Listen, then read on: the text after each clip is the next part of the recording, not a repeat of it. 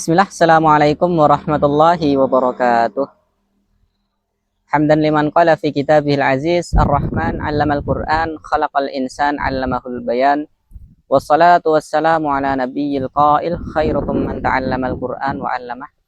Rabbi israh li sadri wa yassir li amri wahlul 'uqdatam min lisani yafqahu qawli. Rabbi zidna ilma warzuqna fahma. Jamaah yang insyaallah dirahmati oleh Allah, pertama-tama dan yang paling utama, marilah kita panjatkan rasa syukur kita kehadirat Allah Subhanahu wa taala. Syukur adalah salah satu karunia yang Allah berikan kepada kita, termasuk kehidupan kita, termasuk amal ibadah yang kita lakukan, dan kesempatan-kesempatan yang bisa kita raih, termasuk di bulan Ramadan yang akan kita jumpai. Maka itu adalah salah satu kenikmatan yang besar buat kita. Bahkan orang-orang yang mati sebelum menjumpai bulan Ramadan, mereka sangat merindukan bulan Ramadan. Bulan yang dimana sejatinya amalan yang biasa menjadi luar biasa. Dan amalan yang luar biasa akan dilipat gandakan. Maka itu adalah salah satu hari panen untuk orang muslim. Untuk kita umat muslim, yaitu menjadikan bulan Ramadan adalah bulan dimana kita memanen kebaikan di dalamnya. Kemudian salawat serta salam semoga tetap tercurah kepada suri tauladan kita, panutan kita Nabiullah Muhammad sallallahu alaihi wasallam beserta para sahabat beliau, para tabi'ut tabi'in dan orang-orang yang meniti atau mengikuti sunnah-sunnah beliau, dan kita berharap termasuk golongan umat beliau yang menjalankan seluruh sunnah-sunnahnya. Jamaah yang insyaallah dirahmati oleh Allah, sebelum memberikan satu dua nasihat, maka kita perlu menilik sejarah bagaimana para sahabat, para salafus soleh, orang-orang yang alim terdahulu menyambut bulan Ramadan. Bulan Ramadan itu selayaknya sebuah tamu, yang dimana tamu mulia. Bayangkan ada sebuah presiden, ada seorang ulama, atau seseorang yang kita idolakan datang ke rumah kita. Maka perlu kita persiapkan dengan segudang persiapan yang sangat memukau. Maka begitu pula bulan Ramadan, bulan yang penuh suci, dan bulan dimana diibaratkan seperti tamu yang mulia, bahkan lebih mulia dari seorang presiden. Maka perlu kita persiapan betul-betul. Bahkan boleh jadi bulan Ramadan ini bisa jadi bulan Ramadan terakhir kita. Maka yang perlu kita siapkan seperti apa? Maka seperti menilik sejarah para salafus soleh, orang-orang alim terdahulu ketika menyiapkan bulan Ramadan, mereka sangat proper dalam menyambutnya.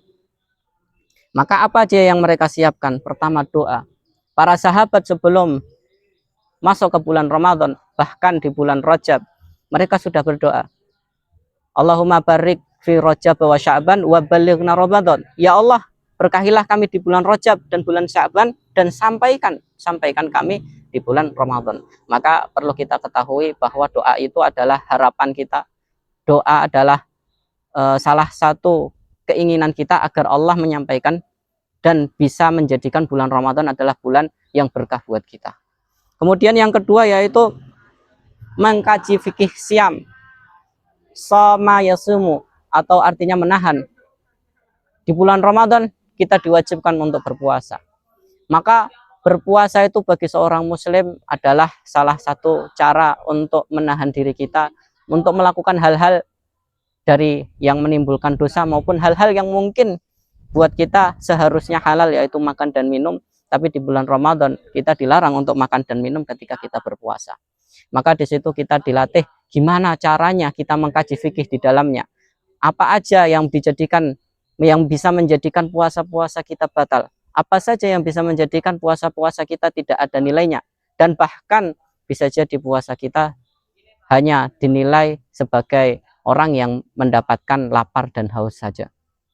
Maka perlu kita ketahui bahwa ada hadis Nabi Muhammad SAW pernah bersabda, man shoma ramadhana imanan wa ihtisaban ghufira lahu ma taqaddama min dzambih. Kita sudah sering mendengar hadis-hadis ini, yang artinya barang siapa yang melaksanakan siam atau puasa Ramadan dengan sepenuh keimanan dan hanya mengharapkan balasan dari Allah, niscaya dosa-dosanya yang telah lalu akan diampuni. Hadis riwayat Al-Bukhari dan Muslim. Hadis ini adalah hadis sahih. Maka kita ketahui ketika kita melakukan puasa dan puasa kita diniatkan hanya karena Allah, boleh jadi bulan Ramadan itu salah satu cara Allah untuk menggugurkan dosa-dosa kita ketika kita berpuasa dengan niat ikhlas. Kemudian yang selanjutnya, kita harus mempertebal keimanan. Keimanan seorang hamba itu akan ada saatnya ketika dia turun dan ada saatnya ketika dia naik. Maka yang perlu kita ketahui, kita harus menjadikan keimanan kita di bulan Ramadan agar terus terpupuk, agar terus di mana keimanannya stabil, hanya untuk mengharapkan ridho dan ibadah dengan penuh senang hati dan tidak ada keterpaksaan di dalamnya. Maka perlu kita ketahui, untuk mempertebal keimanan kita harus tahu bahwa dunia di mata Allah itu sangat remeh. Bahkan dalam sebuah hadis disebutkan, diibaratkan bahwa ketika kalian melihat kenikmatan dunia seperti kalian mencelupkan jari kalian di lautan. Ketika kalian mencelupkan jari kalian di lautan dan kalian mengangkatnya, maka kenikmatan dunia itu adalah tetesan-tetesan air yang menetes dari jari kalian. Namun kenikmatan di akhirat adalah seluruh lautan yang sangat luas. Maka dari itu, dunia bukan sebagai tujuan kita, tapi dunia adalah sarana, alat untuk meraih ridho Allah, untuk meraih jannahnya, dan untuk menjadikan kita lebih taat kepada syariat-syariatnya. Kemudian yang selanjutnya, berazam tidak menyia-nyiakan bulan Ramadan. Kita termasuk orang lalai. Manusia itu adalah manusia, makhluk yang lalai. Banyak sekali teguran-teguran yang Allah berikan.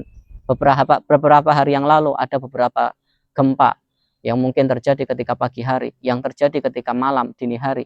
Bahkan banyak sekali bencana-bencana alam yang ada di sekitar kita, yang menjadikan bahwa ya dunia ini hanya sementara. Maka jangan sampai kita menyia-nyiakannya. Maka di bulan Ramadan ini kita juga diingatkan bahwa bulan Ramadan adalah bulan mulia. Namun ketika kita menyia-nyiakannya, maka yang kita dapat hanyalah capek, haus, bahkan tidak ada nilainya. Maka yang perlu kita ketahui, jangan sampai kita termasuk orang-orang yang lalai dan bahkan menjadikan bulan Ramadan ini hanyalah seperti bulan-bulan seperti biasanya. Maka para sahabat terdahulu membuat bulan Ramadan ini bulan yang hidup, di mana malam-malamnya mereka ketika di malamnya yang biasanya rumah-rumah mereka gelap gulita, tapi di bulan Ramadan rumahnya bagaikan sarang lebah. Dibacakan di setiap rumahnya tilawatul Quran, dihidupkan malam-malamnya untuk qiyamul lail ataupun sholat malam ataupun yang lain sebagainya. Maka kita perlu mencontoh para sahabat bahwa bulan Ramadan jangan sampai kita sia-siakan dan menjadikan kita lalai di dalamnya. Maka yang perlu kita perhatikan, yang pertama, mengoreksi lembaran-lembaran kehidupan sebelum Ramadan tiba. Jadi ketika Ramadan tiba, kita sudah siap untuk menyambut lembaran-lembaran baru. Kemudian membersihkan diri sebelum bertemu Ramadan, yaitu dengan memperbanyak istighfar, memperbanyak amal soleh, menjadikan kebiasaan-kebiasaan positif yang ada di dalam keseharian kita. Maka bagi kita yang mungkin selalu meremehkan diri kita, yang mungkin selalu menjadikan kebiasaan-kebiasaan positif adalah hal remeh, maka akan susah untuk memperbaiki atau untuk menjadikan kebiasaan positif di bulan Ramadan. Kemudian menyusun agenda. Seorang muslim harus tertata rapi kehidupannya, maka di bulan Ramadan kita juga harus disusun agenda kita. Ketika pagi kita ingin melakukan apa, ketika siang ingin melakukan apa, bahkan sebelum tidur kita melakukan apa, bangun jam berapa. Agar apa? Agar di bulan Ramadan kita tidak menyia-nyiakannya. Kemudian banyak doa. Seorang muslim, doa itu bagaikan senjata. Kalau misal senjata kita tumpul, maka kita tidak akan bernilai apa-apa. Maka seorang muslim, ya kita sering berdoa. Kita sering mengasah senjata kita.